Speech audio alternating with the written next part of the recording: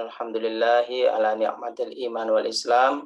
Alhamdulillahi ala ni'matil hidayah. Alhamdulillahi ala ni'matit taubah. Alhamdulillahi ala ni'matil ukhuwah. Alhamdulillahi ala ni'matil istiqamah. Asyhadu an la ilaha illallah wa asyhadu anna Muhammadan abduhu wa rasuluh. Alladzi la nabiyya wa rasula ba'da. Rabbi shrah sadri wa yassir li amri wahlul 'uqdatam min lisani yafqahu qawli. Amin ya Allah ya rabbal alamin.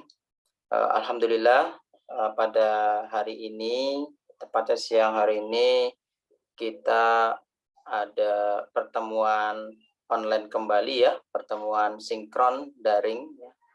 Sinkron daring, sehingga di sini diharapkan menjadi kesempatan untuk kalian bisa bertanya, mau bertanya terkait dengan materi-materi yang sebelumnya ataupun materi pada hari ini ya.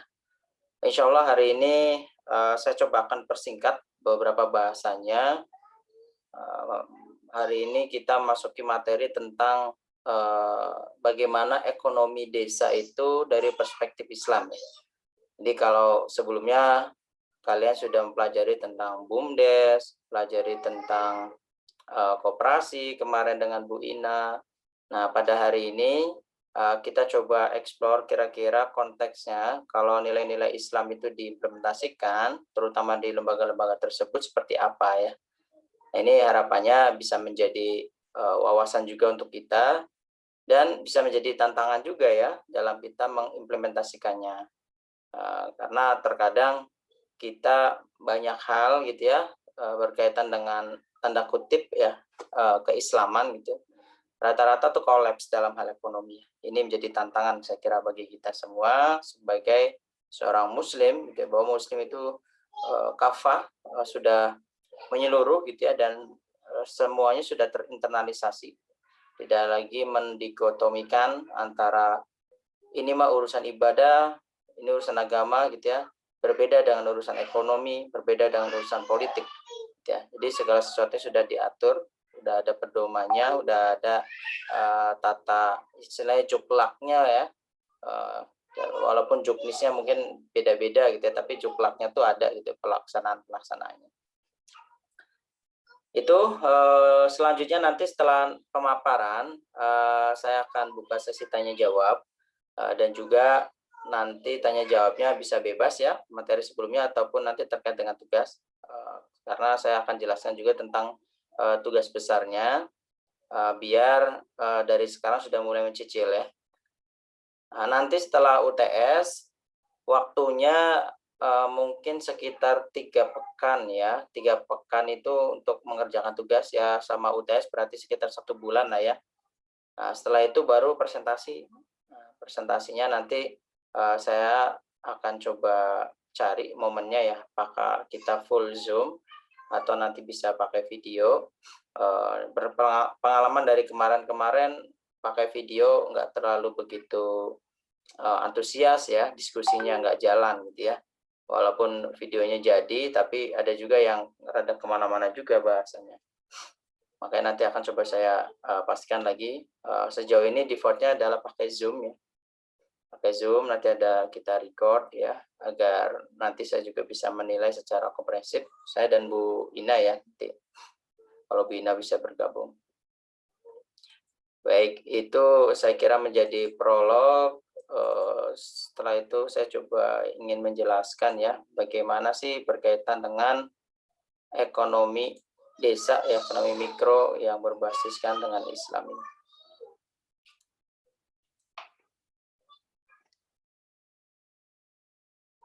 Sudah terlihat ya? Sudah, Pak. Oke.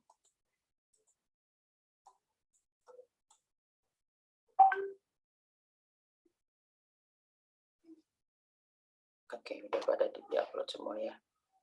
Jadi ada pertemuan ke-7, kita akan bahas tentang ekonomi desa berbasis Islam, di mana di sini kita akan coba gali gitu ya, apa sih perbedaan antara BUMDes syariah gitu ya. Mungkin sekarang kayaknya mungkin belum ada BUMDes syariah ya.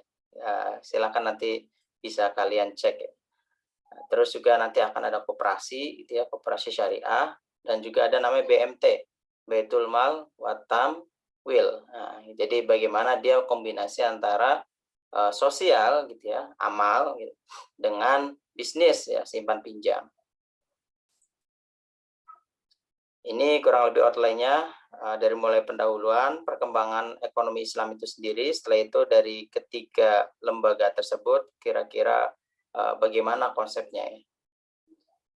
Kita nggak akan terlalu dalam sekali ya, karena bukan di jurusan ekonomi bisnis ya. Jadi kita lebih pada konteks apa istilahnya kulit-kulitnya saja lah ya, kulit-kulitnya, sehingga kalian bisa memahami bagaimana pola-pola yang terjadi di dalam lembaga tersebut. Nah, kalau kita bicara tentang apa sih sebenarnya ekonomi Islam gitu ya, kita mungkin bertanya-tanya, ya ujung-ujungnya adalah kita balik lagi ke sumber referensi kita. Tentunya yang utama adalah Al-Quran dan hadis. Ada satu lagi, yaitu ijtihad ya. Ijtihad ini sangat kontekstual terhadap perkembangan zaman. Nah, ini kita sebut dengan ekonomi syariah gitu ya, secara umum. Dan ekonomi Islam itu berarti yang dikedepankan adalah nilai ya, nilai-nilai etika gitu ya, prinsip-prinsip yang memang terkandung di dalam setiap aktivitasnya. Jadi Islam itu kan dia mengunci di kata kerjanya gitu ya. Kalau misalkan aktivitasnya itu dia mengandung unsur ribawi gitu ya, berarti ya dia tidak lagi relevan terhadap ekonomi Islam misalkan ya. Instrumen yang umumnya dipakai biasanya melalui skema zakat, infak, sedekah dan wakaf ya. Umumnya dipakai ya. Jadi di Islam sendiri terutama untuk keempat ini sudah ada diundang-undangkan. Ada di Undang-Undang Nomor berapa tentang wakaf gitu ya. Itu ada gitu ya ketentuan-ketentuannya, dan juga tentunya di level MUI juga pernah mengeluarkan ya bagaimana secara bijak gitu ya arahan dari MUI itu sendiri berkaitan dengan pengembangan ekonomi.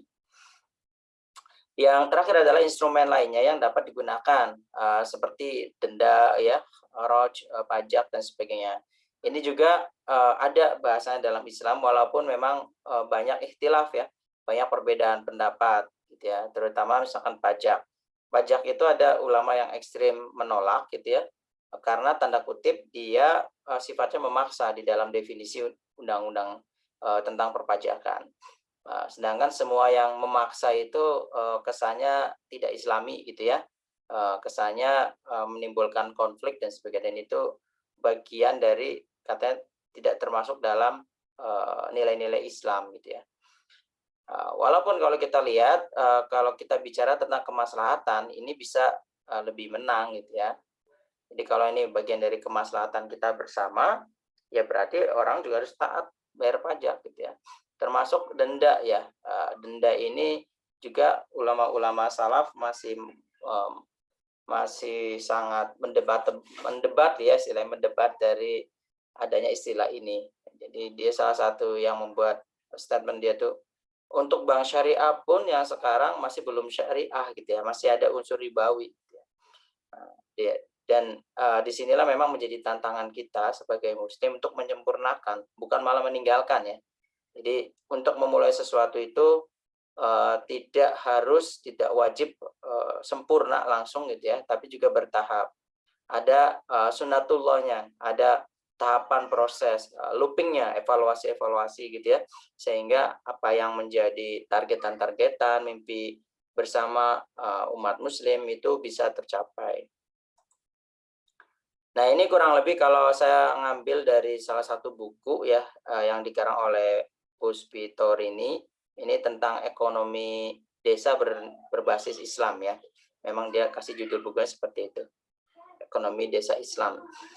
Yang pertama gitu ya, prinsipnya adalah Allah itu adalah penentu baik dan buruk. Gitu. Jadi memang di sini menjadikan Allah tuh menjadi kekuatan satu-satunya gitu ya, yang menentukan kapan boleh, kapan tidak boleh, dan itu ada di dalam firman Allah-nya kan. Mana yang dilarang, mana yang tidak gitu ya. Itu udah jelas. Yang kedua adalah asas manfaat. Nah, nih. Jadi Allah membolehkan manusia untuk bagaimana dia menikmati apa yang Allah berikan selama dia memberikan manfaat, gitu ya. Makanya di dalam asas manfaat ini bisa jadi ada juga yang akhirnya dirugikan beberapa pihak. Ya. Misal Anda nambang pasir gitu ya, atau batu atau emas dan sebagainya. Di saat yang sama mungkin manfaatnya ada, tapi saat yang sama juga akan dirugikan. Tapi ini masalahnya kalau nggak ada penambangan, nggak ada tuh Pak mobil, nggak ada tuh apa tuh alat-alat yang terbuat dari besi gitu ya. Karena notabene besi itu adalah dari penambangan misalkan. Nah, hal-hal seperti itu masih diperbolehkan karena ada asas manfaat daripada mudorot ya yang ditimbulkan. Tinggal bagaimana mudorot itu bisa dipres sekecil mungkin, serendah mungkin agar dia bisa istilahnya kita bagian dari khalifah kan, menjaga, memelihara bumi ini kan.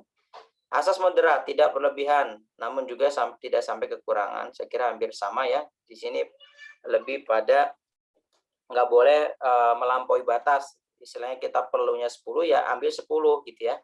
Kalau kita bicara tentang Islam, jangan malah 10 ambil aja 100, atau 100 juga laku misalkan gitu ya. Gitu. Terus asas kebebasan, bebas dalam memiliki harta selama diperoleh melalui proses yang halal. Jadi di sini jangan sampai mindset kita bahwa kita kan Islam kan diajarkan untuk sederhana gitu ya. Rasulullah aja bisa tanda kutip ya dianggapnya miskin. Padahal kalau kita lihat gitu ya profil beliau luar biasa ya. Melamar Khadijah aja dia berapa tuh emas apa istilahnya onta merah yang dia jadikan sebagai mahar gitu ya pas menikah dengan Khadijah. Itu luar biasa, satu onta merah itu bisa satu sedan ya mungkin ya di zaman sekarang. Asas keadilan, tidak ada eksploitasi atau fair antara hak dan kewajiban membayar sebelum keringat kering. Ini yang sangat prinsipal dan rata-rata kalau kita masuk dalam konteks pegawai negeri gitu ya atau apa banyak hal ya urusannya dengan dana pemerintah itu keringatnya sudah kering kemana gitu ya baru bayar gitu ya dan sebagainya. Nah ini juga menjadi tantangan juga bagaimana kita agar menunaikan kewajiban kita gitu ya karena itu menjadi hak dari yang memang bekerja di kita gitu ya kalau kita kebetulan berwirausaha. Ada lagi bagaimana Pak Nawab ini gitu ya menjelaskan etika Islam dalam ekonomi. Yang pertama bahwa di sini ada unsur tauhid. Bagaimana manusia itu sebagai makhluk Tuhan, theomorfik, dan juga manusia sebagai satu kesatuan kolektivitas. Jadi intinya kita nggak bisa dipisahkan gitu ya dengan keberadaan Tuhan, keberadaan Allah gitu ya. Jadi mau tidak mau ketika kita tidak bisa terpisahkan maka etikanya adalah bagaimana kita menyembah gitu ya, bagaimana kita bisa secara terintegrasi gitu ya segala sesuatunya berdasarkan nilai-nilai Islam.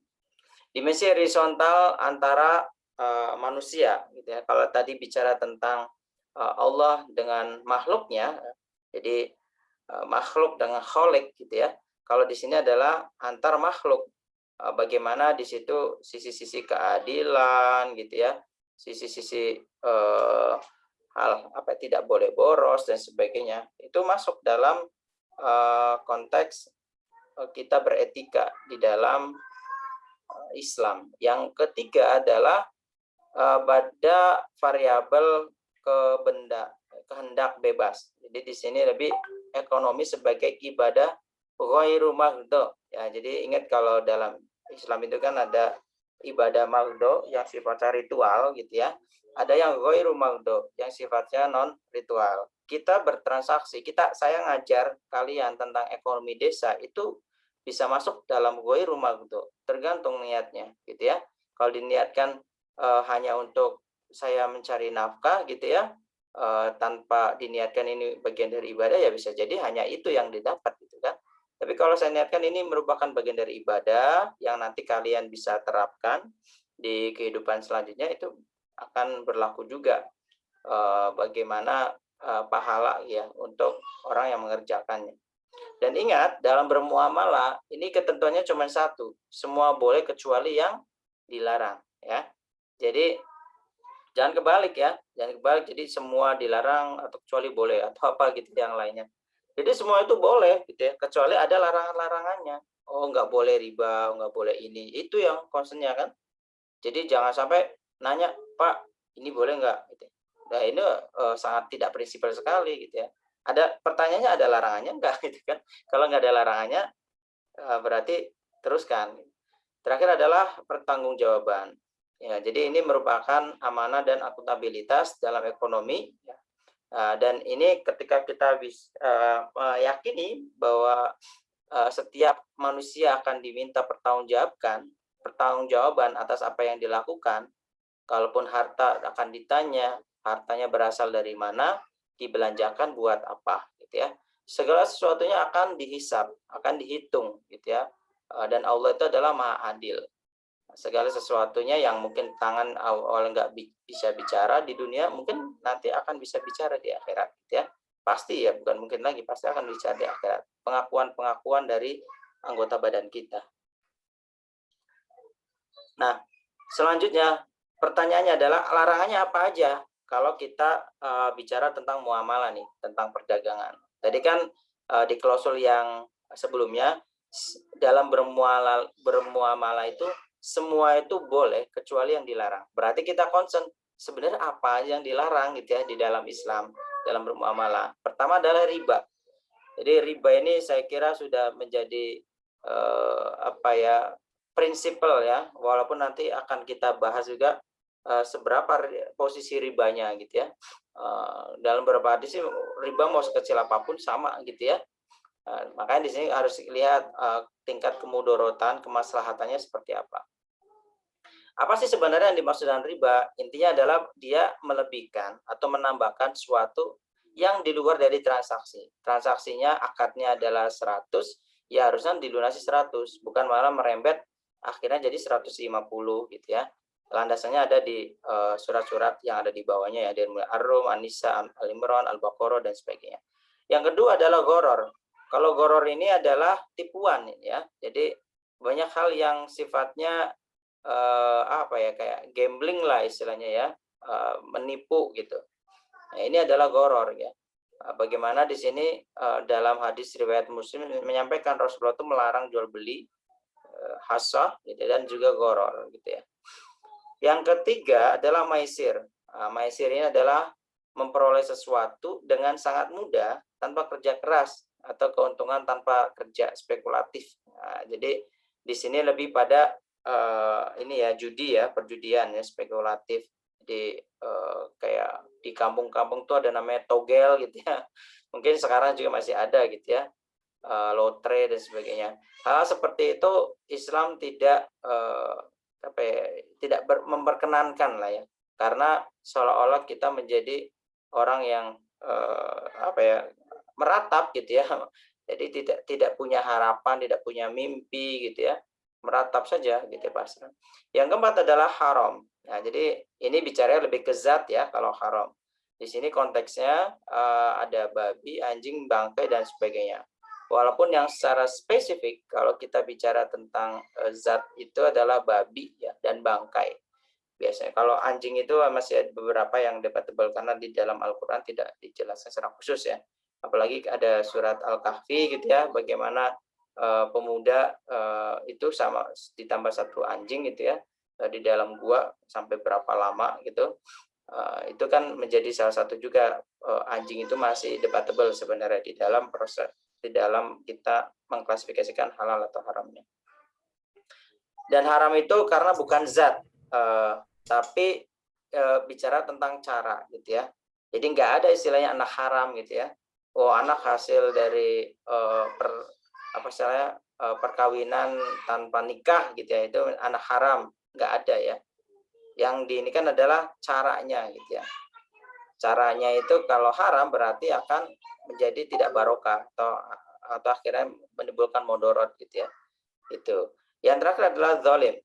Nah, zalim ini adalah berarti dia ada kekerasan di sana, ada tindak aniaya gitu ya yang dilakukan sewenang-wenang, dan biasanya rata-rata zalim itu urusannya adalah antara pihak bawah gitu ya, orang yang tidak mampu yang dia minjam, dengan pihak atasan yang pemberi pinjaman gitu ya. Nah, ini yang menjadi concern kita, menjadi prinsip-prinsip awal gitu ya, bahwa bagaimana ekonomi di dalam Islam itu diatur. Ini bagaimana kira-kira peran negara gitu ya, kalau kita melihat posisinya sebagai akselerator lah ya di dalam ekonomi ya, peningkatan kesejahteraan masyarakat. Yang tentunya pertama adalah faktor kemanusiaan itu harus dihidupkan ya. Bagaimana program-program pendidikan, program-program pelatihan itu harus diperbanyak gitu ya. Yang kedua adalah mengurangi konsentrasi kekayaan. Nah, mungkin kalian sudah lihat bagaimana kondisi Indonesia, indeks Gininya berapa? Walaupun sekarang makin kecil indeks Gininya, tapi tetap aja masih mendekati 5 ya. Masih mendekati 5, sehingga memang masih perlu effort. Semakin kecil indeks Gini, maka tingkat pemerataan itu makin terwujud. Bagaimana saat ini 1 ataupun 2% dari jumlah penduduk menguasai 99% yang lainnya gitu ya, 98 sampai 99% lainnya.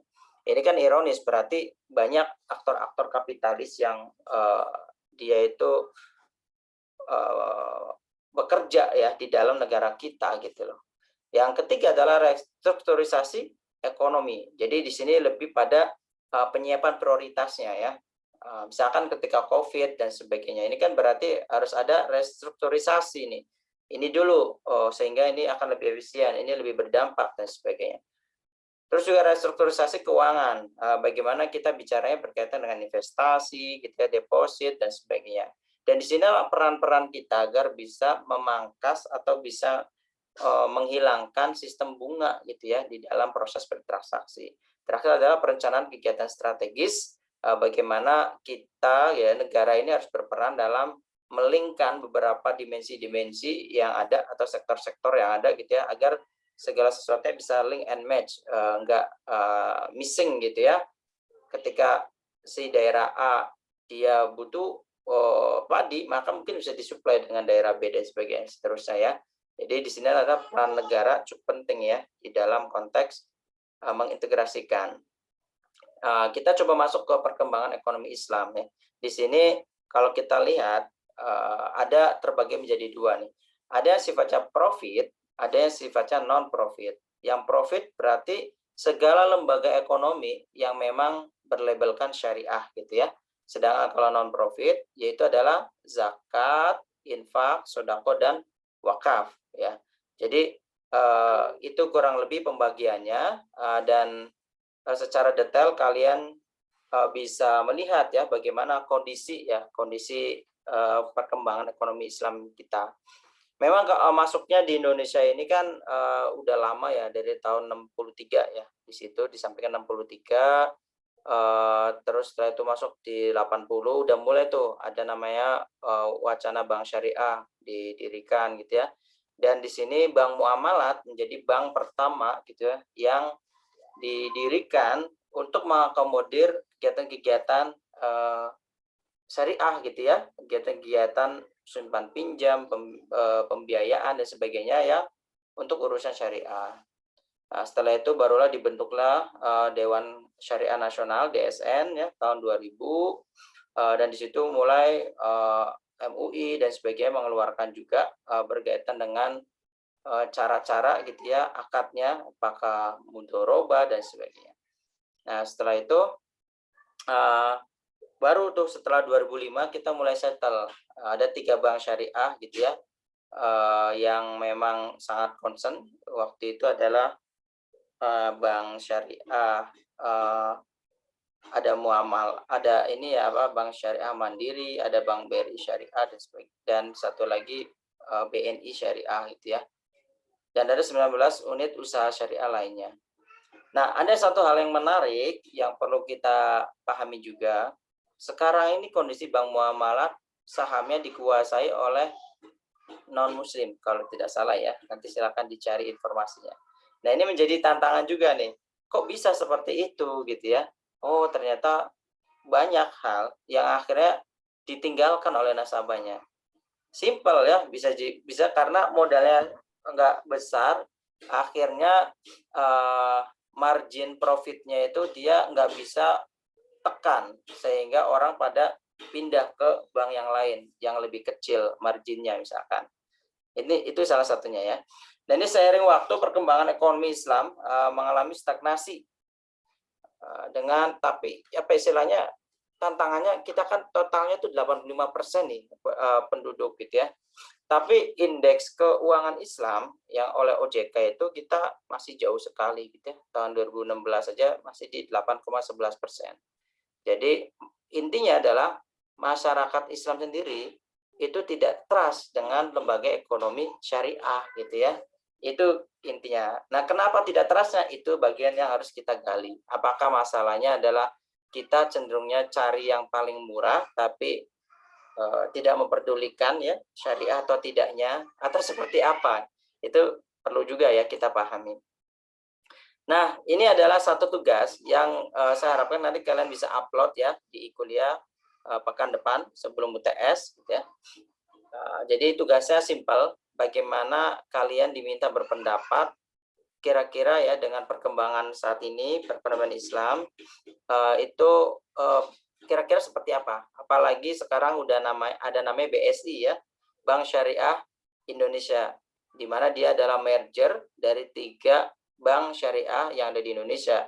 Ada BRI Syariah, Mandiri Syariah, dan ada BNI Syariah. Nah, dari situlah dia angkat jadi BUMN. Sehingga kalau BUMN modal dia tambah tuh dari pemerintah karena minimum 51% itu dimiliki oleh negara. Sehingga nanti arah dari pengembangan ekonomi syariah bisa jadi emang akan banyak diarahkan gitu ya oleh pemerintah gitu ya. Nah, ini menjadi tantangan juga nih bagaimana posisi kita. Dan ini faktor apa aja sih sebenarnya yang menyebabkan kok perkembangannya itu nggak signifikan gitu ya. Saya kasih contoh aja nih. Misalkan ada namanya Koperasi 212. Mungkin kalian udah tahu ya. Koperasi 212 itu kan semangatnya luar biasa tuh ya di awal-awal gitu ya. Di situ wah pokoknya cabang buka banyak gitu. Tapi setelah itu ternyata banyak yang akhirnya pilot. Kenapa bisa pilot? Salah satu alasannya adalah tata kelolanya tidak profesional. Saya masih ingat di salah satu bentuk salah satu toko lah ya yang pernah saya kunjungi, ada karyawan sampai moto tempat sampah, coba bayangin, ngelap tempat sampah, setelah itu difoto tempat sampah.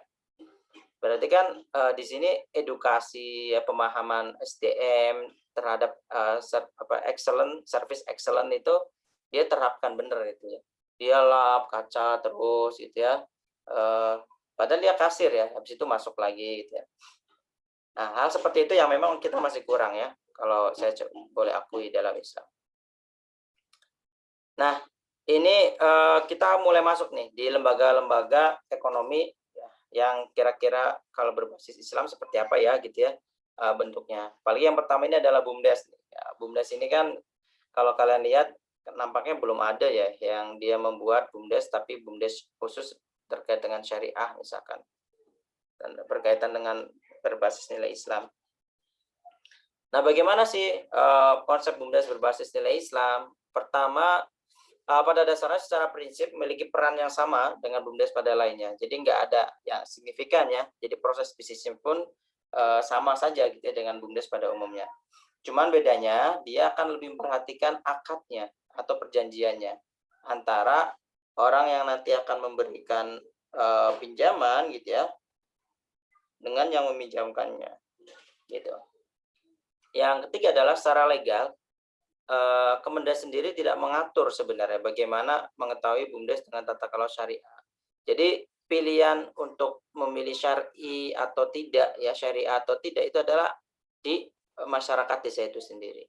Jadi tidak ada gitu ya arahan secara khusus dari Kemendes itu terkait dengan pengelolaan BUMDes ya kalau mau jadiin sistem syariah. Nah, ini adalah akad-akad dalam BUMDes saya kira yang bisa kita terapkan gitu ya. Kalau temanya adalah simpan pinjam, mungkin ya pakai wadiah gitu ya. Atau misalkan bagi hasil ada yang musyarakah, mudharabah gitu ya, muzaraah dan juga musaqah gitu ya. Masing-masing perbedaannya saya kira kalian bisa googling aja ya. Kayaknya kalau dijelasin satu-satu terlalu detail dan memakan waktu yang cukup banyak. Yang ketiga adalah jual beli gitu ya. Jual beli ada istisna, ada murabaha, ada as-salam gitu ya. Di situ banyak variasinya yang bisa kita lakukan di dalam BUMDes ya. Yang keempat adalah al-ijarah, yaitu sewa menyewa. Ini juga sama kan, renting ya di dalam konteks Islam. Jual beli adalah trading gitu ya. Bagi hasil adalah sharing. Yang simpan pinjam itu adalah financing biasanya ya, pembiayaan. Yang kelima jasa atau serving. Nah ini juga sama ya, ada kafala, hawala gitu ya, ada arron dan al-qard dan sebagainya. Saya kira banyak jenis-jenis akad yang bisa diimplementasikan ya di dalam konteks desa. Nah ini adalah detailnya. Sekali lagi saya nggak akan begitu panjang ya. Intinya kalau simpanan ini bicara tentang pembiayaan, bagaimana kita tidak boleh istilahnya mengocak-atik gitu ya. Yang namanya wadiah berarti kalau kalian nabung, tabungan saya nggak diambil dong buat invest, buat lain-lain. Intinya ketika saya minta hari itu juga saya ambil, uangnya harus ada gitu ya. Itulah adalah simpanan, ketitipan ya. Selanjutnya untuk bagi hasil, jadi kalau musyarakah bicara tentang kesepakatan keuntungan ya, dan itu dua-duanya resiko ditanggung bersama. Ada mudharabah, bicaranya bagaimana pemilik modal, sohib mal gitu ya, dan juga pengelola mudharib berangkat dengan keuntungan yang disepakati di awal. Jadi kalau misalnya ada rugi, pemilik modal itu yang menanggung ya, selama bukan kelalaian dari pengelola. Terus kalau kelalaian pengelola gimana? Berarti pengelola yang nanggung gitu ya. Misal kalau kalian ada sapi nih, ternak sapi misalkan, saya mau invest gitu ya, ada 3 sapi gitu ya. Terus perjanjian dengan pengelola gitu. Kalau misalkan sapinya sakit, misalkan terus mati, berarti ditanggung bersama. Tapi kalau hilang sapinya, itu tanggung jawab pengelola karena pengelola lalai gitu ya, untuk bisa melihat posisi sapinya. Ada muzaraah, kerjasama pengelola pertanian antara pemilik tanah dan penggarap. Ini jadi rata-rata yang untuk di daerah-daerah tinggi, ya, apalagi di kota Bandung. Kalian lihat aja tuh tanah-tanahnya hampir semuanya udah punya orang Jakarta, orang Bandung, gitu ya. Jarang gitu ya yang dimiliki langsung oleh para petani lokal. Nah di sini biasanya kita bisa menggunakan akad muzaraah ya. Dan juga musaqah, pihak penggarap hanya bertanggung jawab atas penyiraman dan pemeliharaan. Imbalan penggarap diambil dari persentase hasil panen. Jadi nanti sistemnya bagi hasil ya. Cuman di sini pengelola hanya merawat saja, menyiram gitu ya, tidak ada treatment khusus.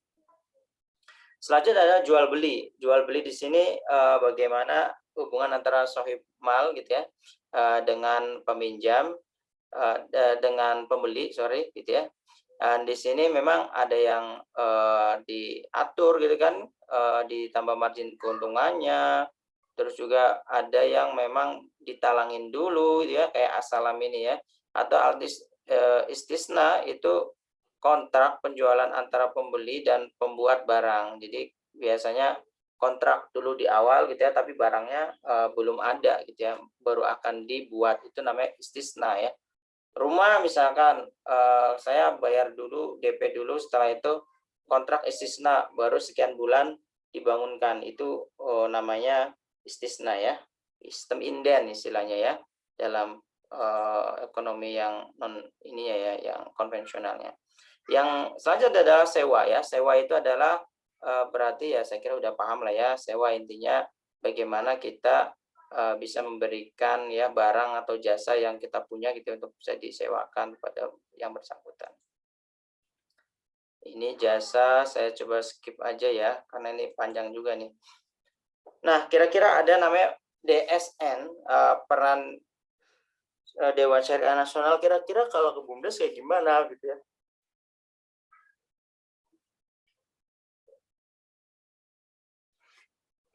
Nah, peran DSN ini saya kira hampir sama juga ya, bagaimana dia memastikan bahwa akad-akad yang dilakukan oleh BUMDes itu bisa sesuai dengan prinsip-prinsip, dan juga ada rapat umum minimum 1 tahun sekali gitu ya.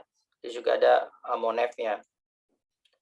Penerapan BUMDes diharapkan mampu meningkatkan keadilan dalam bisnisnya. Jadi tidak ada yang dirugikan secara sepihak. Kenapa BUMDes itu harus ada analisis kelayakan usahanya, harus diketok palu di Musdes, salah satunya adalah itu ya, bagaimana sedikit mungkin kerugian itu bisa ditekan ya. Yang kedua adalah meningkatkan kepercayaan dalam berbisnis. Nah, ini yang luar biasa nih, karena fungsi partisipasi masyarakat gitu ya, itu bergantung juga gitu ya dengan desain yang nanti akan kita buatkan. Apalagi kalau udah diiming-imingi ada investor gitu ya, wah itu luar biasa pasti minat dari masyarakatnya ya. Kekuatan menggunakan ekonomi syariah. Di sini merupakan komitmen pemerintah yang kuat, gitu ya, mayoritas Muslim, tidak tiap desa punya ulama dan gotong royong yang masih tinggi.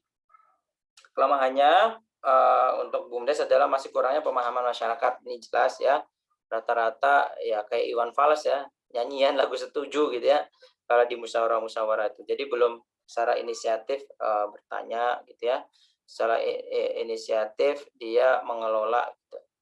Itu masih kurang. Oke, next itu adalah BUMDes. Kita masuk coba ke koperasi berbasis nilai Islam. Seperti yang menjadi prolog saya nih tentang koperasi 212 ya. Nah, ini kan dulu gitu ya, yang salah satu mempelopori adalah Pak Bahtiar Nasir ini. Dan ini kan luar biasa konsep di awalnya ya, broadcastingnya luar biasa, pokoknya padat sekali gitu ya.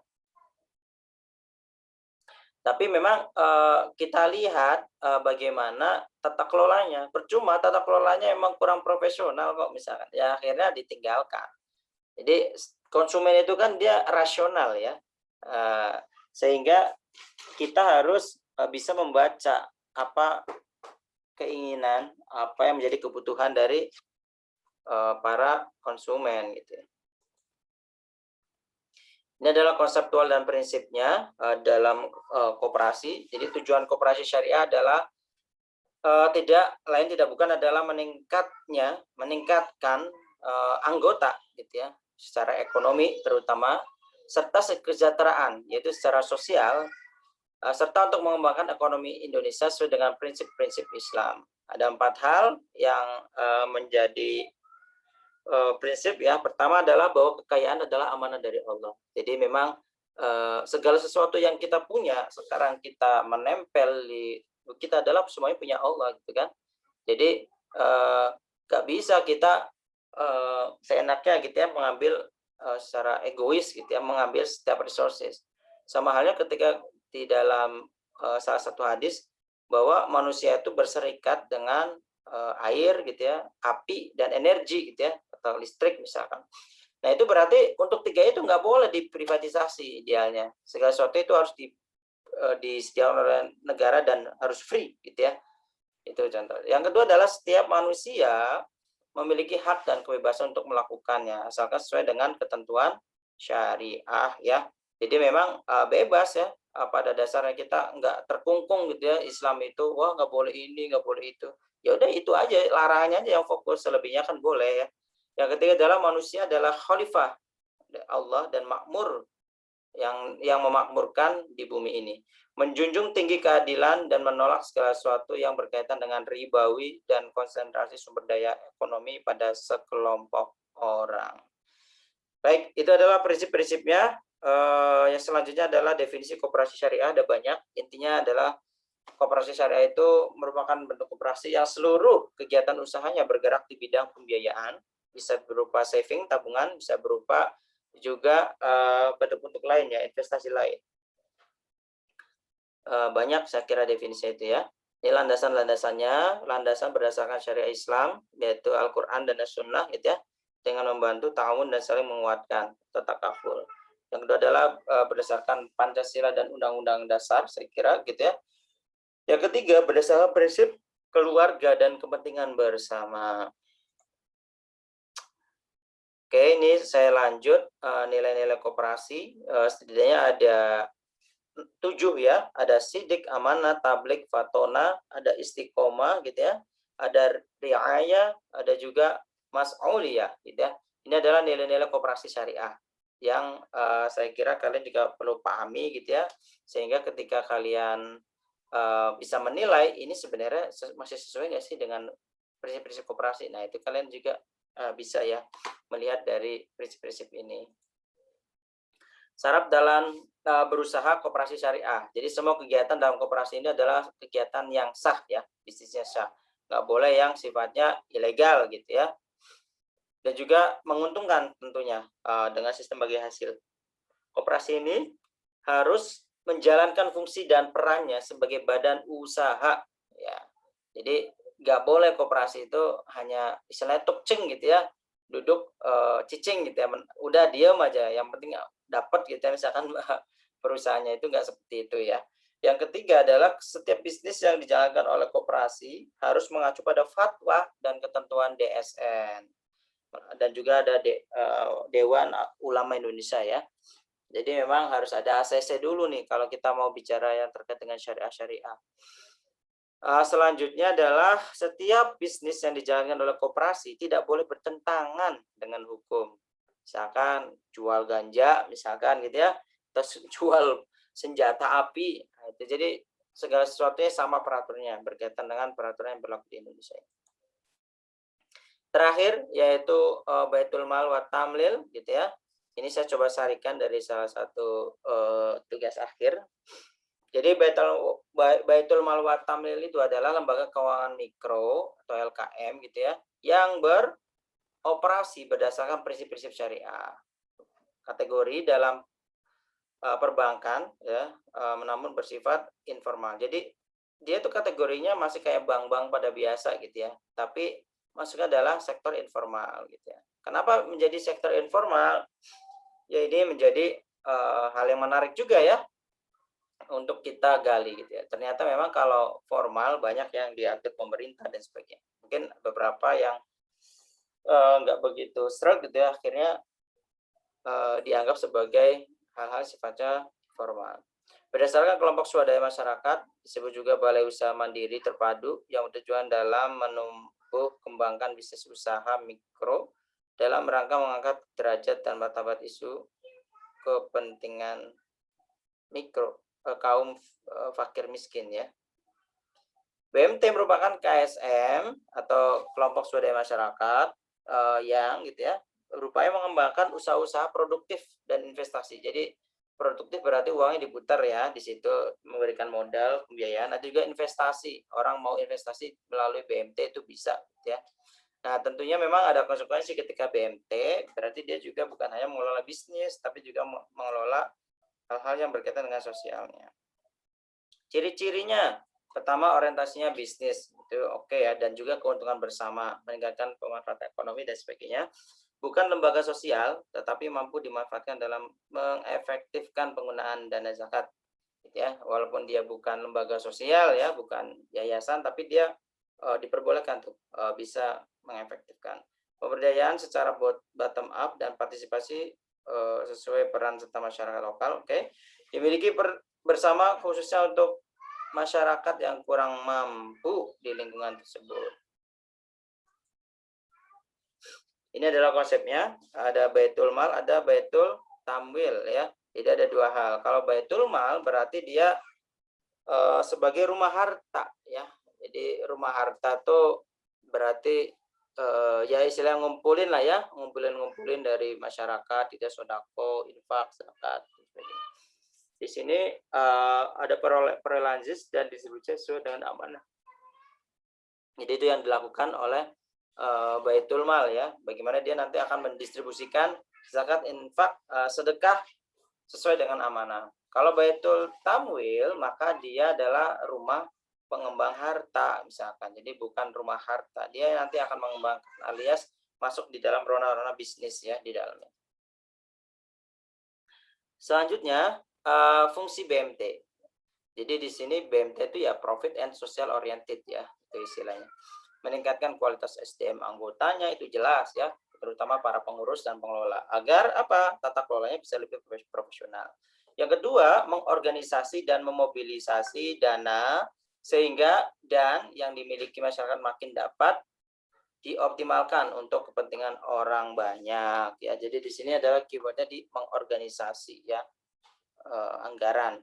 Yang ketiga adalah meningkatkan kesempatan kerja. Ini jelas ketika menjadi fungsi BMT berarti ada tenaga kerja tuh, admin lah atau kepala bidang siapa, direktur siapa gitu ya.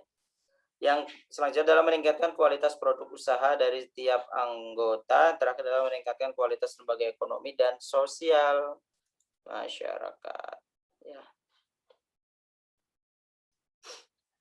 Kita coba lihat di sini kira-kira gitu ya, kalau saya tampilkan perbedaan BMT, koperasi dan juga perusahaan ya. Di sini tidak ada BUMDes-nya kebetulan.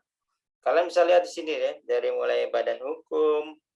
Kalau koperasi ya, kalau BMT karena informal, jadi dia tidak berbadan hukum gitu ya. Terus bagaimana karakteristik rapat anggotanya dan sebagainya.